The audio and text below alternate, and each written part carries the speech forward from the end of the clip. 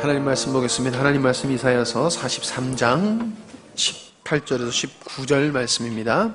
구약성경 이사야 43장 18절에서 19절 말씀입니다. 제가 가지고 있는 성경으로는 구약성경 1020페이지쯤 됩니다.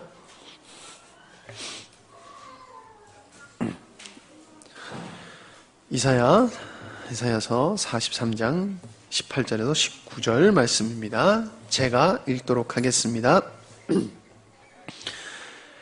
너희는 이전 일을 기억하지 말며 옛날 일을 생각하지 말라. 보라, 내가 새 일을 행하리니 이제 나타낼 것이라. 너희가 그것을 알지 못하겠느냐? 반드시 내가 광야의 길을 사막에 강을 내리니. 아멘. 이 시간 한번 해보실까요? 새 일을 위한 일. 새 일.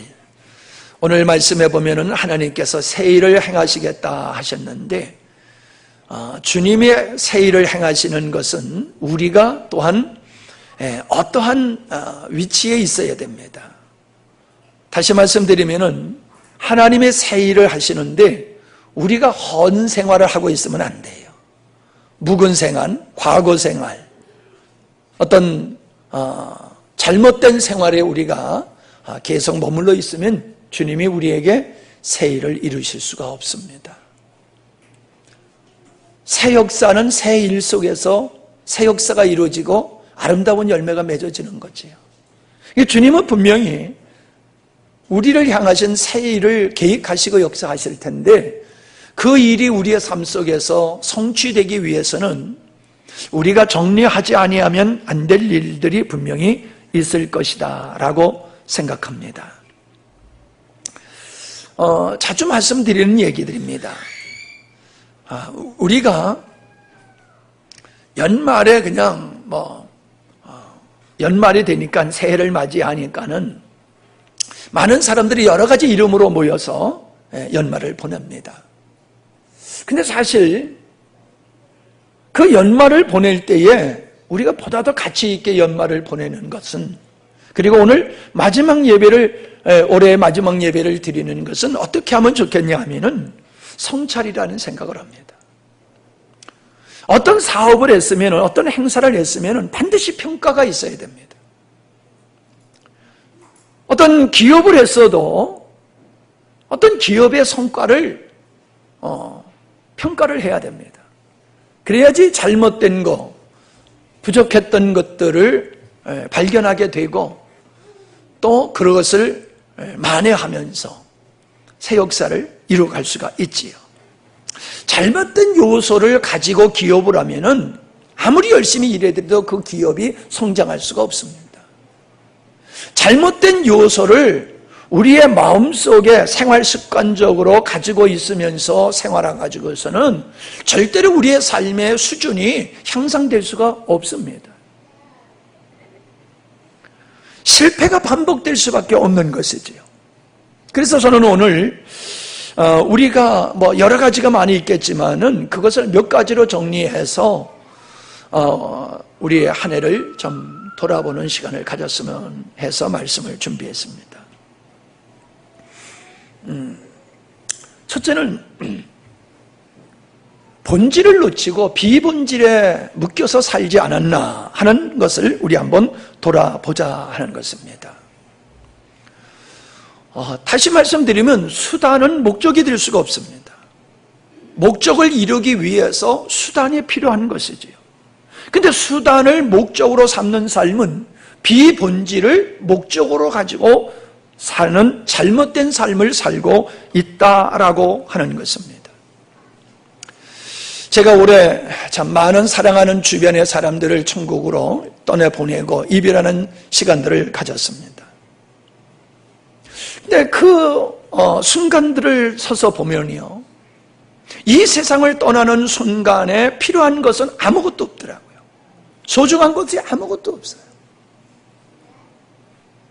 이 세상을 떠나는 순간에 참으로 그에게 필요한 것이라고 하면요, 생명이지요. 생명.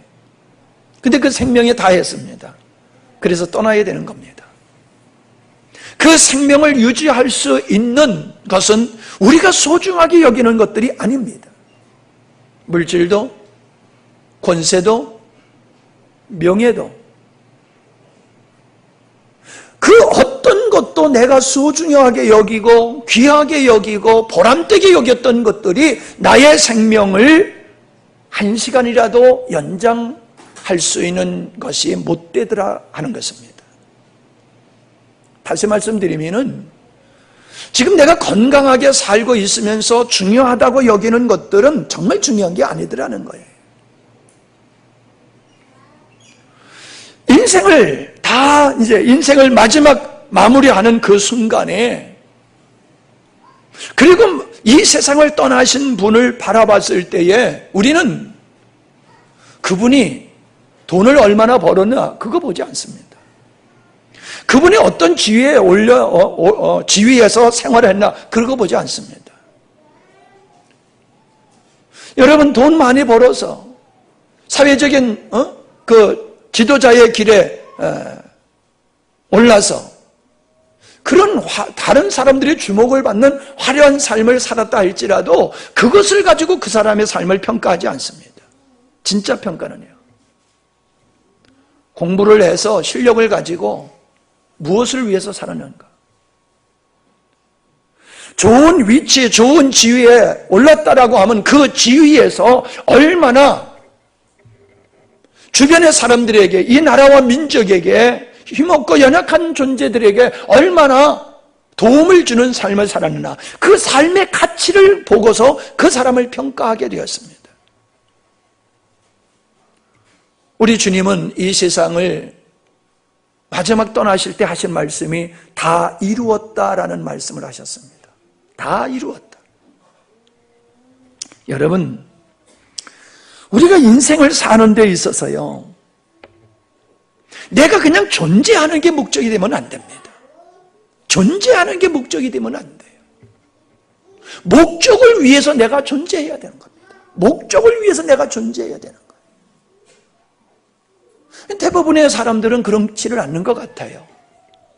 목적을 위해서 내가 존재하는 게 아니라 존재 자체를 목적으로 삼고 존재 자체에 가치를 두고 사는 거예요. 그러니까 마지막 순간 죽음을 맞이했을 때 사람들이 공허하고 허탈하고 인생은 허무하다, 그리고 죽음을 두려워하고 있더라는 것입니다. 여러분, 짐승은 그냥 존재에 자족합니다. 만족합니다. 짐승은. 우리가 솔직히 아무리 어려워도 굶어 죽는 사람은 없습니다. 외로워서 죽는 사람은 있어도요, 진짜 먹을 것이 없어서 죽는 사람은 없어요. 그만큼 우리는 부유하게 살고 있다는 거죠. 우린 너무나도 지금 우리의 삶을 상대적으로 가난하다는 인식을 가지고 살고 있어요. 세계를 봐보십시오. 우리만큼 이 부유함을 누리고 사는, 이 자유를 누리며 사는 민족이 얼마나 있습니까? 많지 않아요. 우리 시골에 살지만 시골에 살아도 차 한 대, 두 대, 웬만해지면 2대 가지고 있어요. 2대 가지고 있는 사람 손 들어볼까? 우리 교회도 차를 2대 가지고 있는 사람이 있어요. 그거 부자라고 누가 그럽니까? 차 2대 가지고 있다고. 야, 저 집에 차 2대 가지고 있어. 누가 그거 부러워합니까? 부러워하지 않아요. 옛날에 우리 어렸을 때에 텔레비 있느냐 그거 물어보잖아요. 야, 텔레비 있다 그러면 애가 어깨에 힘주잖아요. 야, 우리 집엔 텔레비 있어. 요즘 텔레비 있다고 자랑하는 사람 보면 정신 나간 사람으로 취급할 거 아니에요. 정말로 요즘 같은 겨울철에는 밥을 삶아가지고, 그냥 밥을 먹는 게 아니라 밥을 물을 넣어가지고 삶아가지고 한 달아 만들어가지고 그냥 양식 늘리려고 그렇게 먹고 살았잖아요. 얼마나 지금 우리가 잘 삽니까? 근데 만족합니까? 만족하지 못해요.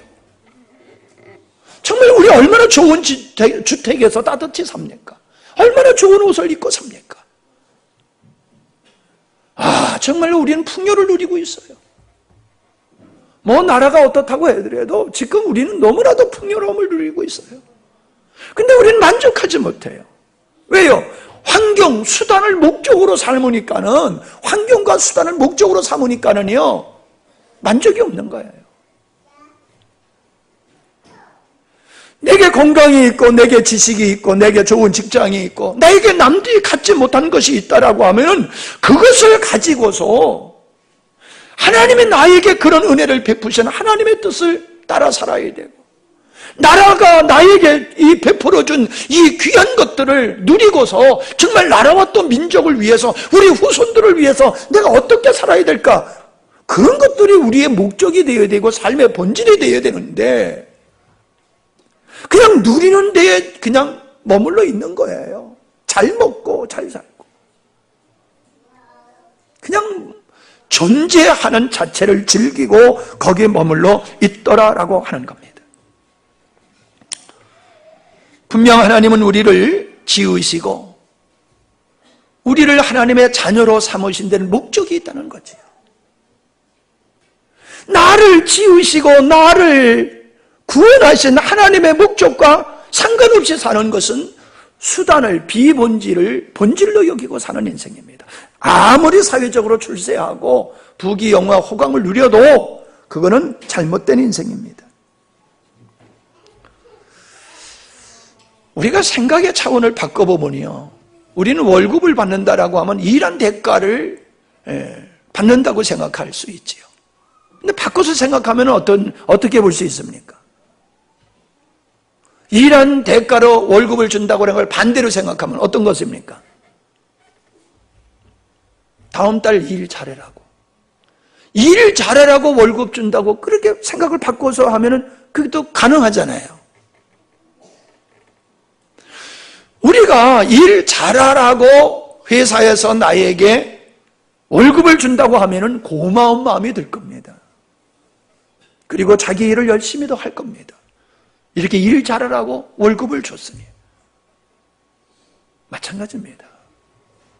하나님이 한 해 동안 우리에게 주신 은혜는 뭐가 있나 이렇게 생각할지 모르지만 여러분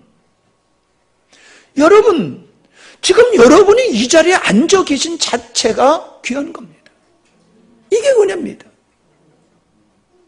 제 친구가 지금 암투병을 하고 있는데 엊그저께 성탄절이고 연말이고 그래서 전화를 했어요. 전화를 하다가 제가 물어봤어요.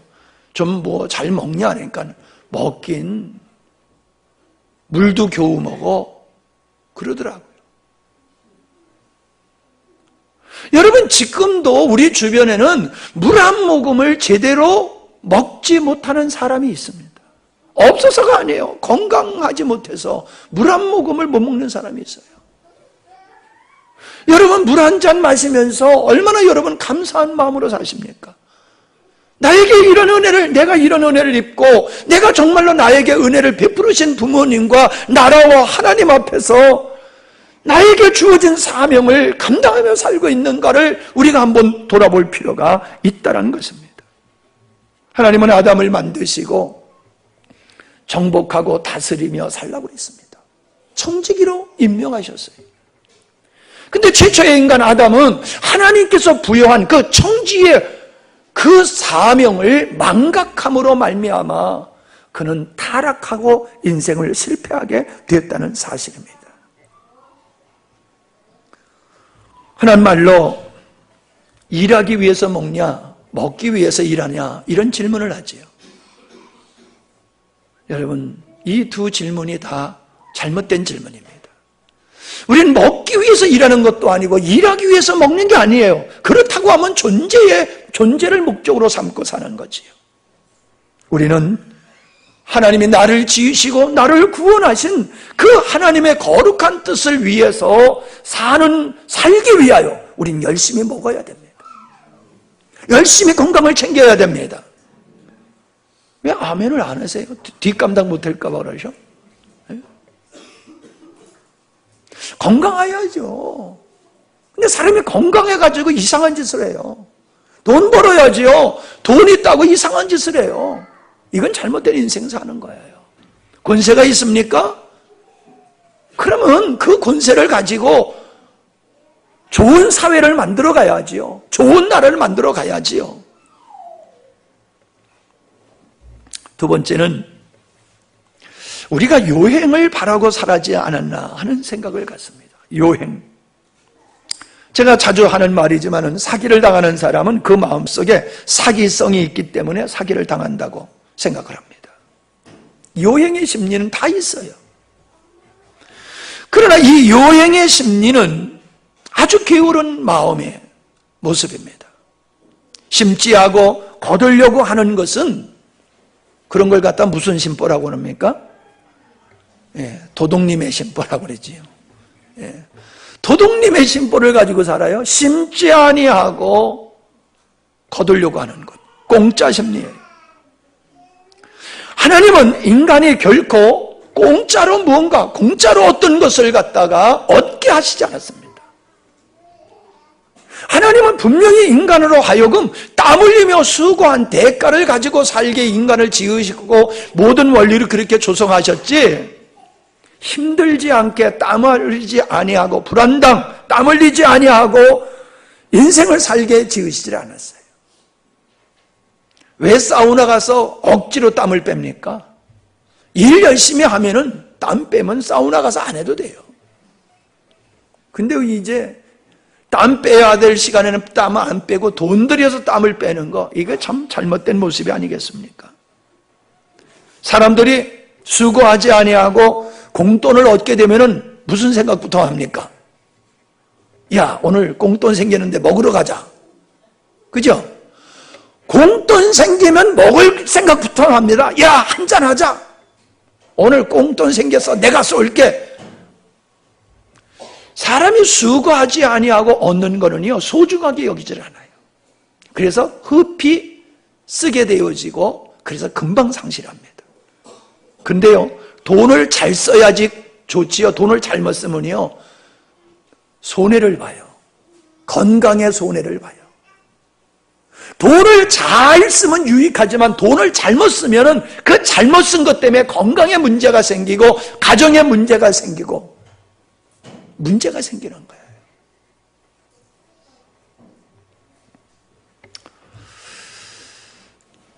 은혜는 공짜가 아닙니다. 은혜는 자격 없는 자에게 일할 수 있는 기회를 주신 것이, 그게 은혜입니다. 마태복음 25장에 보면 달란트 비유가 나오지요.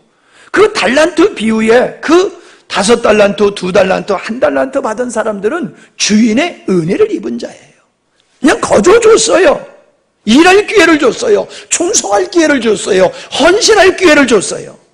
그게 은혜입니다. 아무것도 하는데 하나님이 그냥 우리에게 주시길 바라는 것은, 이건 공짜 심리예요.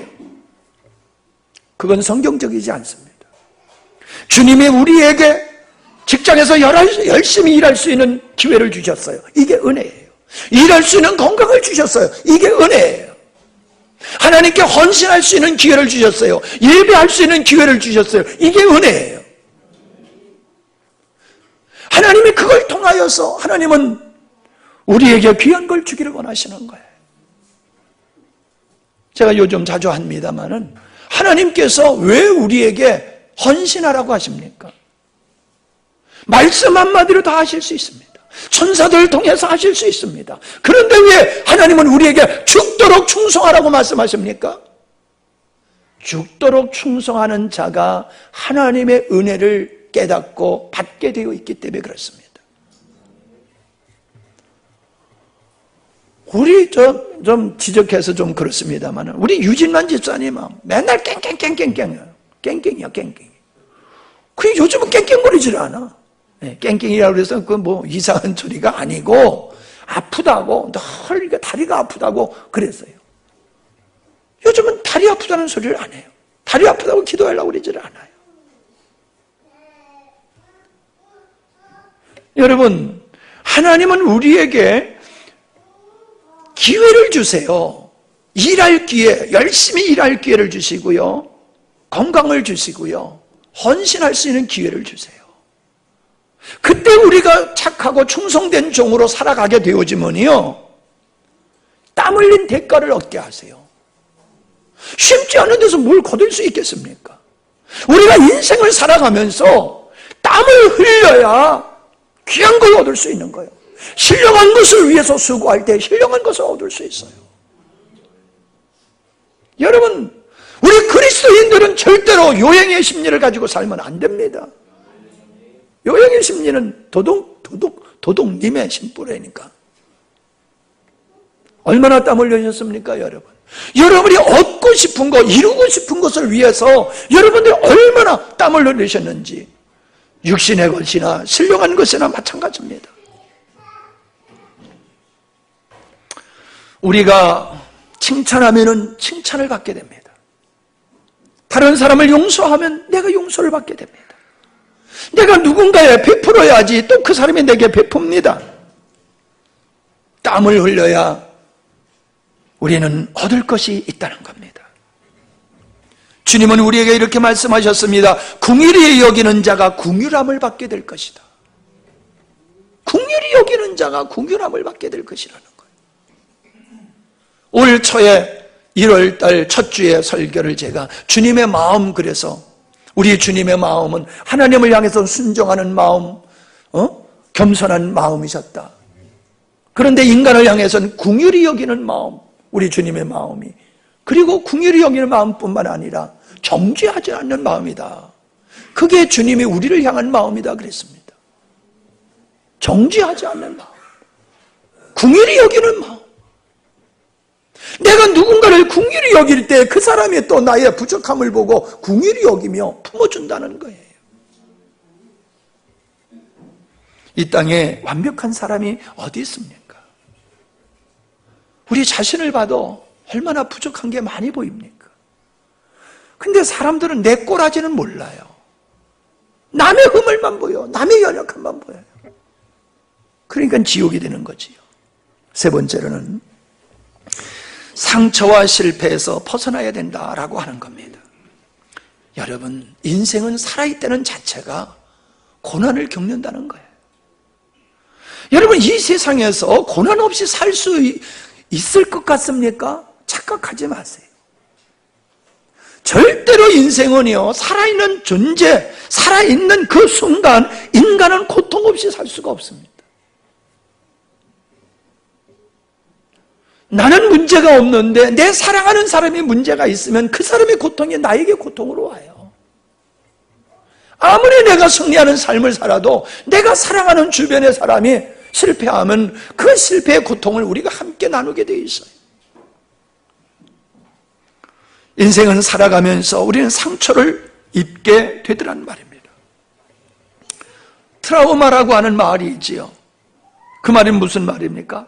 아주 충격적인 사건을 통해서, 예를 들어서 자연재해라든가 지진이라든가 화재라든가 교통사고라든가 폭력이라든가 어떤 상실, 이별, 이런 것들을 겪게 될 때에 정신적인 충격을 받게 됩니다. 그러면 그것이 그에게 질병이 돼버려요. 그게 정신질환이에요. 트라우마라고 하는. 그래서 그 충격적인 것이 자다가도 그게 꿈속에서 재현되지 않습니까? 그게 꿈속에서 자기가 겪었던 그 어려움을 동일하게 겪게 되어지는 고통을 느끼죠. 이 트라우마. 제가 지난주에 목사님, 은퇴하신 목사님 사모님이 은퇴하시고 첫 주를 고향교회 가서 예배드리고 오후에 우리 교회 와서 우리하고 예배를 드리셨어요.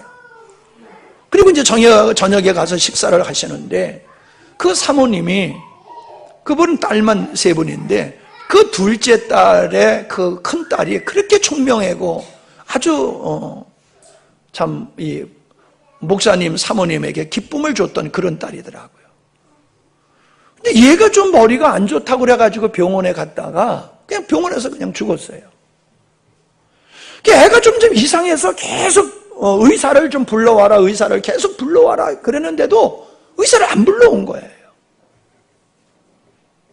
그리고 약 하나를 줬는데 그 약을 먹자마자 얘가 그냥 떨어져가지고 천국을 가버린 거예요. 그 얘기를 하시는데요, 사모님이 막 열이 나가지고 식사 시간에 얘기를 하시는데 화가 나가지고 막 소리 지르시더라고요. 옛날에 4년 전에 그 사건이 전혀 옛날이 아니에요. 오늘 내 앞에서 그 손녀딸이 죽어가는 모습을 보는 그 감정이 그대로 그냥 표출되더라고요. 아마 평생 그거는 지워지지 않을 것입니다. 우리는 슬픔을 생각하면은 그 슬픔이 그대로 재현됩니다. 힘들고 어려웠던 걸 생각하면은 그 고통이 우리에게 그대로 다시 재현됩니다. 그러나 반대로 생각해 보십시오. 좋았던 일, 행복했던 일들을 생각하게 되면요, 그냥 가슴이 훈훈해지고 기쁨이 오고요, 마음이 행복해지지 않습니까?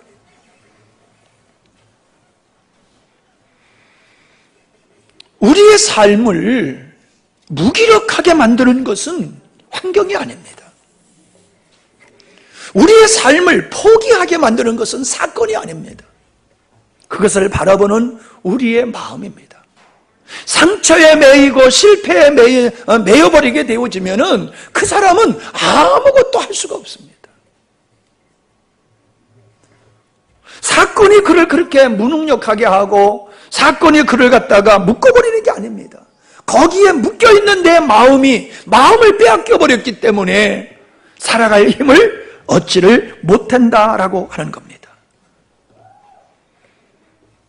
우리의 삶을 발전되지 못하게 향상되는 삶을 막는 그 요소가 무엇인지를 우리는 생각해 봐야 됩니다. 나의 마음을 낙담케 하고 좌절케 하고 슬픔으로 묶어있는 그런 것들을 우리가 벗어버려야 됩니다. 근데 그게 잘 안 되지요.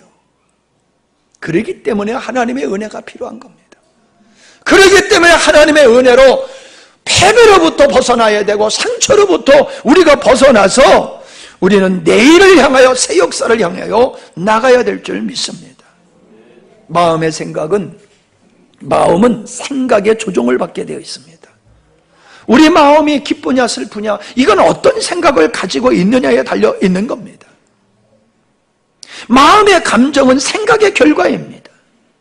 그러기에 마음을 다스리는 길이 생각을 다스리는 길이다라고 하는 겁니다.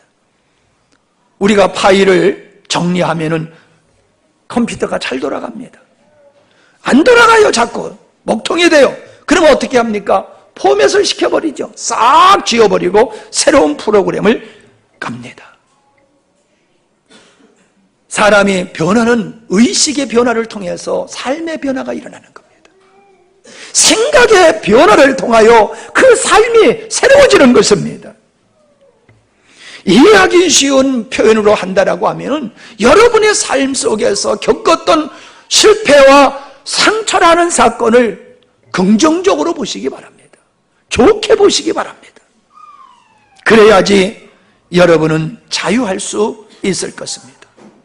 사탄은 우리의 삶을, 우리의 생각을 가지고 묶습니다. 패배주의, 열등의식, 이것이 사단이 아주 자주 쓰는, 그러한 즐겨 쓰는 방법이다라고 하는 겁니다. 모세도 패배의식과 열등의식에 사로잡혔던 적이 있습니다. 그래서 하나님께서 내가 너를 통하여 내 민족을 애굽에서 건져내리라 하셨지만은 동의하지 아니하고 나는 할 수 없으니 딴 사람을 시키라고 거절했던 것. 그 위대한 모세도 이런 패배의식, 열등의식에 사로잡혔던 적이 있다는 것입니다. 징크스라는 말이 있지요. 어느 팀만 만나면 꼭 져. 다른 팀한테는 강해. 근데 어떤 팀한테는 아주 유별나게 약해요. 자기가 어떤 환경만 되면은 어떤 좋지 못한 일들을 경험하게 되면요, 그 환경만 되면은 그냥 자동적으로 그런 아름답지 못한 힘든 일들이 벌어질 거다, 이런 생각을 갖게 되는 거지요. 정신적으로 매여버리는 거지요. 정신적으로 이미 하지도 아니하고 패배의 의식을 갖게 되는 거지요. 이런 징크스는 바로 패배의식, 열등의식에서 나오는 것이라는 겁니다. 문제는 뭡니까? 많은 사람들이 거짓에 속어서 징크스를 가지고 있는 거예요. 거짓이에요. 여러분, 우리의 마음을 지배하는 것이 바로 내 주인이다라는 말씀을 드린 적이 있고 기억하실 것입니다. 무엇이, 누가 우리의 마음을 지배하고 있는가? 분노가 지배하고 있는가? 상처가 지배하고 있는가? 너무너무 가난해가지고, 어렸을 때 가난해서 돈해가지고 그냥 원한이 들었어요. 돈 좀 큰 썼으면 좋겠다. 그래서 그냥 오직 돈. 야, 명예에 한번 권세에 맛본 사람은요, 거기서 벗어나지를 못해요. 권세를 한번 맛본 사람은 그 권세를 놓지를 못해요. 어떤 사람은 어떤 물건에 애착을 갖고, 어떤 사람은 어떤 놀이에 애착을 갖고, 어떤 사람은 등산하다가 얼어 죽는데도 거길 가는 거예요. 지난번에 프로그램을 보니까요, 그 에레베이터 산을 이렇게 올라가는데요, 얼어 죽은 사람이 옆에 있어요. 얼어 죽은 사람이 옆에 있어요. 묻지도 않았어요. 그런데도 그 옆을 지나가요. 등산하러. 아유, 난 그런 걸 보면서 내가 미쳤는지 그가 미쳤는지 참 미쳤다. 왜 저 짓을 하나. 참, 그 등산하다 얼어 죽은 사람이 옆에 있는데도 거길 가더라고요. 그러면서 그거 볼 때 기분이 아주 안 좋대. 그냥 얼어가지고 썩지도 않아요. 그냥 그대로 있더라고요. 그대로 있더라고요.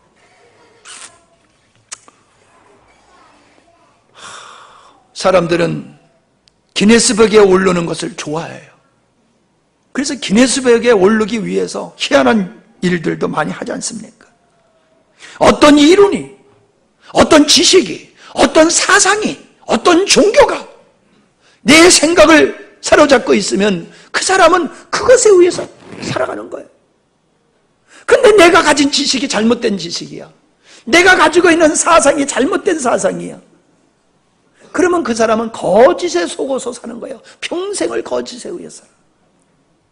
살다 죽으면 그만이야. 이건 거짓이에요. 근데 그걸 믿고 사는 사람은 평생 거짓에 속어서 사는 거예요.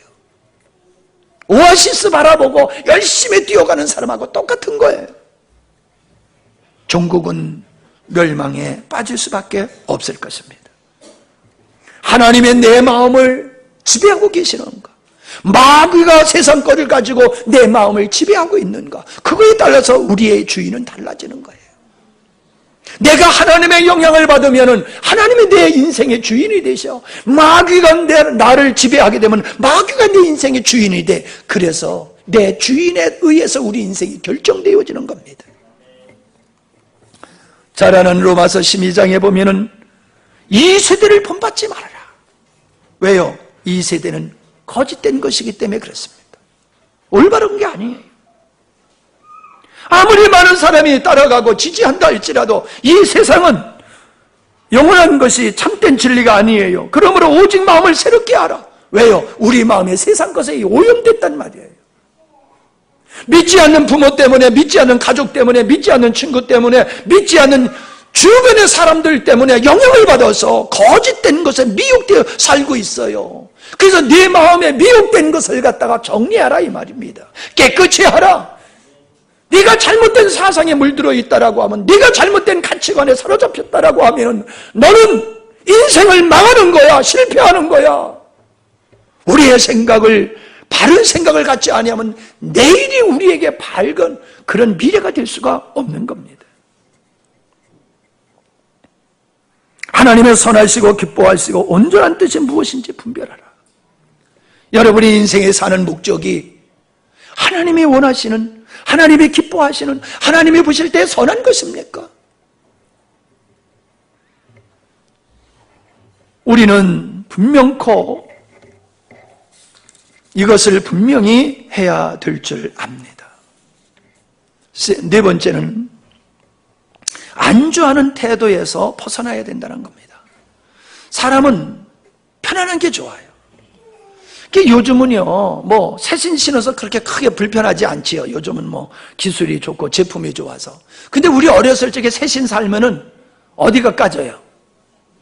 뒤꿈치가 꼭 까져요. 빠져요. 새 신 신으면 뒤꿈치가 한 번씩은 꼭 벗겨져요. 새 신은 좋은데 그 새 신이 내 발에 맞기 전에는, 맞기 위해서는 꼭 뒤꿈치가 까진다고요.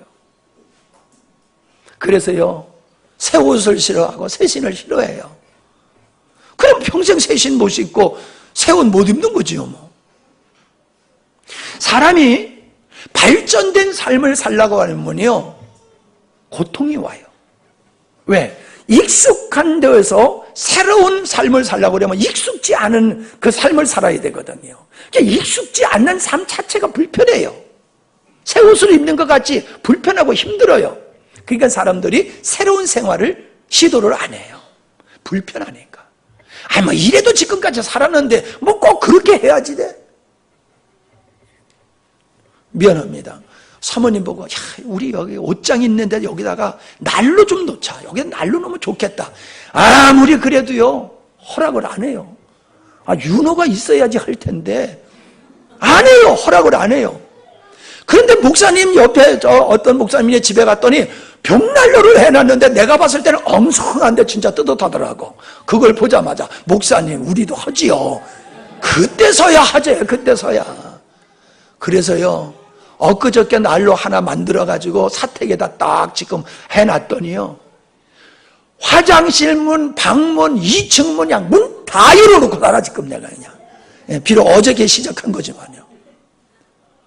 세상에 너무 뜨거워서 내가 물을 뿌리고 막 그냥 열을 그냥 절제시키느라고 애를 써요. 야, 너무 뜨겁다, 너무 뜨겁다. 좀 덜 뜨거워라.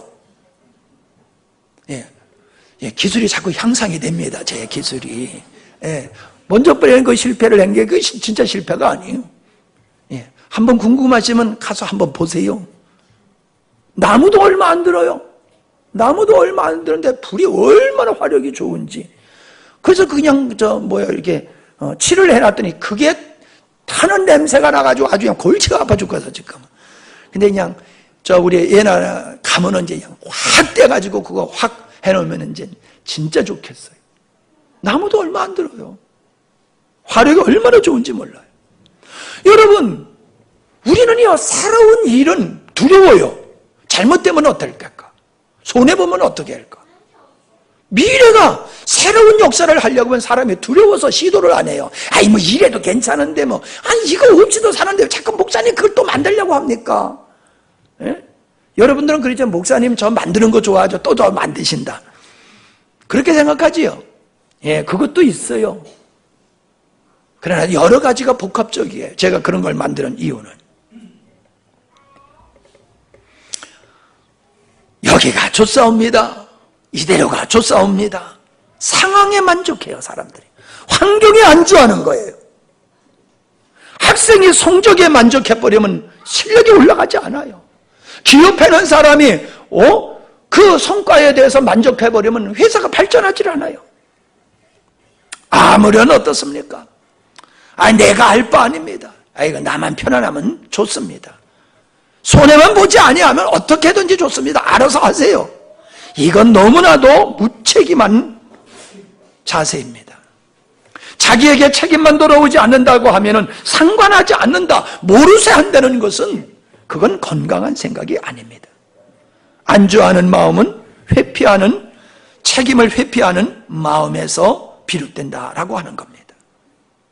가정에서나 직장에서나 사회에서나 교회에서나 하나님 앞에서 우리가 이러한 안주하는 자세는 우리의 삶을 보다 더 나은 삶, 보다 더 아름다운 삶으로 나가는 것을 막는 요소가 되는 겁니다. 이대로 좋사옵니다 하면 절대로 바뀌어지질 않아요. 제가 날로 안 만들어도 괜찮아요. 그러나 그걸 만드니까 너무 좋은 게 많더라고요. 우리가 살아가는 삶이 그렇고 이 사회가 그렇고 영적인 환경이 그렇고 우리가 그냥 이대로 좋사옵니다라고 하면은 변화가 없습니다. 왜 사람들이 예수님을 믿지 않습니까? 세상에 안주하기를 원하는 겁니다. 왜 우리가 전도를 하지 않습니까? 책임을 묻지 않기 때문에 그래요. 성도들이 모여야 할 때 모이지 않습니다. 무엇인가 감당할 일이 주어졌는데도 그걸 감당하지 않는 것은 책임이 주어졌지만은 그 책임에 따른 책임을 감수하지 않는 것에 대한 문책이 따르지 않기 때문에 안 하는 거예요. 교회법은 있지만은 교회법에 의해서 문책을 할 수는 없어요. 그러니까 교회법은 있으나 마나 하는 것이 될 수가 있습니다. 우리는 그렇게 살아가면 안 됩니다. 제가 자주 말씀드리지만은 목사님들하고 여행하다 보면요, 가이드들이 하는 얘기가 있어요. 제일 말 안 듣는 사람들이 교수래. 두 번째로 제일 말 안 듣는 사람들이 목사래. 하여튼 교수하고 목사들 와가지고 가이드 하면요, 속이 팍팍 상한데 얼마나 말을 안 듣는지. 왜? 늘 가리키는 일만 하다 보니까 가이드가 뭐래도 말을 안 들어. 그래서 우리가 법을 하나 만들었어요. 모이는 시간, 차에 타는 시간에 1분 늦으면 $1, 2분 늦으면 $2. 그걸 해놓으니까요, 그 $1 안 내려고요, 길을 쓰고 막 그냥 뛰어와가지고요, 시간을 철저히 지켜요. 그러니까요, 가이드가 할 일이 없대. 자기가 할 일이 없대. 세상에 이런 목사님들을 처음 봤다고 신령하게 보는데 사실 아니야. $1 때문에 그런 거지. 사람은요, 책임이 주어지면요, 그것이 책임을 주어지고 그것에 대한 결과에 대한 문책을 하면요, 죽기 살기로 해요. 그까지 그 $1 얼마나 됩니까? 그런데도 그거 지키려고 긴장을 하는 사람. 긴장. 늦으면 $1, 늦으면 $1. $1가 뭐예요? 10분 늦으면은 $10 내야 되는데. 우리 인간이 그래요. 여러분, 아무런 제재가 안 온다고 여기가 좋사오니 하면은 발전이 안 돼요. 그저 편하는 게 좋다고 거기 안전하면 발전이 안 돼요. 책임이 주어지지 않는다고 안주하는 것은 얌체고 비겁한 태도입니다. 위험이 두려워 안주한다면 아주 나약하고 게으른 심리일 것입니다. 새로운 어떤 것도, 새로운 어떤 상황도 얻지 못하게 될 것입니다. 마지막으로 육체의 일을 벗어버려야 됩니다. 에베소서 4장 22절로 24절에 보면 너희는 유혹의 욕심을 따라 썩어야 하는 구습을 따르는 옛사람을 벗어버려라. 그리고 오직 너는 마음의 심령을 새롭게 하여 하나님을 따라 의와 진리의 거룩함으로 지으심을 받은 새 사람을 입으라. 벗어버려라, 입으라, 이렇게 말씀하고 있어요. 우리가 내일을 향해서 보다 더 아름답고 경건하고 복된 삶을 위해서 소극적으로는 옛것은 벗어버려야 됩니다. 육체에 속한 것들을 벗어버려야 됩니다. 그리고 하나님께 속한 것은 적극적으로 입어야 된다는 말입니다. 육체의 일을 갈라디아서 5장 19절에서는 이렇게 말하고 있습니다. 육체의 일은 분명하니 곧 음행과 더러운 것과 호색과 우상숭배와 술수와 원수 맺는 것과 분쟁과 시기와 분냄과 당짓는 것과 분열과 이단과 투기와 술취함, 방탕함, 이런 것들이다. 이런 것들은 너를 망하게 하는 거야. 너의 인생을 망하게 하는 거야. 여러분, 우리에게 잘못된 습관이 이것만 있겠습니까? 잘못된 습관은 벗어버려야 됩니다. 나의 잘못된 습관이 자녀들에게까지 영향을 미칩니다. 나의 잘못된 습관에 의해서 내 자녀들의 인생까지 망칠 수가 있는 거예요. 다른 사람을 고통스럽게 고통을 안겨주는 겁니다. 벗어버려야 됩니다. 생산적이지 못한 일에 매여서 산다라고 하면 그것도 벗어버려야 됩니다. 내 영혼을 좀먹는 것들을 과감하게 떨쳐버려야 됩니다. 마귀는 우리의 마음을 도둑질을 하는데 그것은 거짓으로 우리를 속여가지고 우리를 나약하게 만들고 비겁하게 만들고 무능하게 만들어서 하나님이 우리를 향한 아름다운 뜻을 이루어지지 못하게 하고 있다는 사실을 기억하시기를 바랍니다.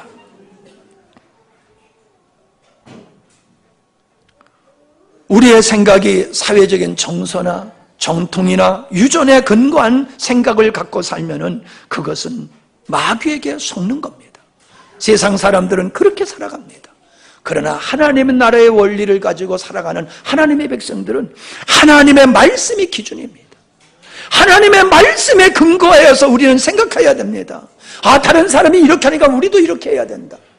모든 사람이 그렇게 하니까 그게 맞다. 아니에요. 세상의 모든 사람이 다 옳다 할지라도 성경이 그거 아니야 하면 우리는 맞습니다, 저건 아닙니다라고 홀로 등을 돌리고 살아야 됩니다. 주변의 사람 쫓아 살면 안 돼요. 주변의 사람 원리를 따라 살면 안 돼요. 세상 사람 원리를 따라 살면 안 돼요. 하나님께서 어떻게 하시는가? 말씀을 마치고자 합니다. 생각이 깊어야 우리의 삶도 실수가 없습니다. 생각이 커야 우리의 삶도 풍요로워질 수가 있는 겁니다. 생각이 바로야 바른 결정을 할 수가 있고요. 생각이 발전되어야 발전된 삶을 살 수가 있고요. 생각이 거룩해야 경건한 삶을 살 수가 있고요. 생각이 성경적일 때 우리 삶도 성경적인 삶이 될 수가 있는 겁니다. 주님이 주신 은혜, 우리는 한 해 동안 그 은혜를 입고 살았습니다. 이 은혜를 가지고 우리는 내일을 또한 우리는 맞이하게 되어 있습니다. 새 술은 새 부대에 담아야 된다고 했습니다. 새로운 미래는 과거의 잘못된 것을 벗어버리고 새로운 마음, 새 부대를 가지고 우리가 맞이할 때에 2018년도는 개인이나 가정이나 우리 교회에 있어서 변화된 역사가, 새 역사가 있을 줄 믿습니다. 우리의 생각과 우리의 마음이 지금 말씀드린 대로 변화되지 아니하고 벗어버릴 걸 벗어버리지 아니하면 내일은 그냥 존재하는 것뿐이지 우리의 삶이 가치 있는 삶으로 향상되지는 아니할 것입니다. 아무쪼록 여러분들 오늘 하루 종일 그냥 아쉬운 마음으로만 보내지 마시고 내가 벗어버려야 될 것, 찍어버려야 될 것, 던져버려야 될 것, 그것이 무엇인가를 오늘 하루 종일 여러분들이 깊이 묵상하시면서 새 마음으로 새해를 맞이하시기를 주의 이름으로 축원합니다. 아멘. 감사합니다. 기도하겠습니다. 하나님 아버지, 오늘 내가 이렇게 살아있는 존재 자체가 하나님의 은혜를 입은 것이고 부담스러운 일들이 사실은 은혜이며 하나님이 나를 축복하시기 위한 수단과 방법임을 우리가 알게 하시니 감사합니다. 새 마음으로 새해를 맞이하기를 원합니다. 새 마음은 묵은 것들, 과거의 것들, 옛 것들, 나를 묶고 있는 것들을 끊어버리고 벗어버리는 것인 줄 압니다. 개인마다 다 다르겠지만은 우리에게는 이런 것들이 있음을 인정하면서 오늘 구체적으로 내가 끊어버려야 될 것이 무엇인가, 하나님의 은혜를 입어야 될 것이 무엇인가를 정리하게 하시고 그렇게 힘써 나가는 저희들이 되게 하여 주시옵소서. 예수님의 이름으로 기도하옵나이다. 아멘.